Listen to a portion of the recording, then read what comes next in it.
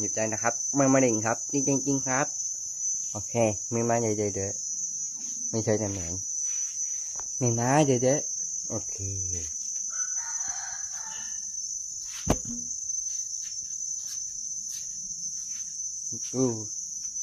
เปิดไปคือตรงพื้นปูพูดครับนกพูดครับก็ครับหยิบต่อนะครับนั่นคือจริงครับน้องก้าวเองครับพูดเองพูดชัดเองมันก็จะเพลงชัดเป็นเพลงอ่ะ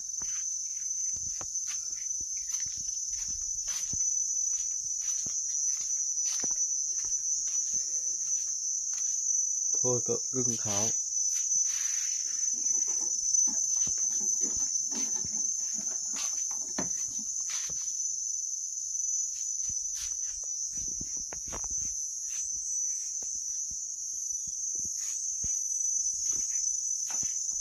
ไปพอนะครับแค่นิดเดียว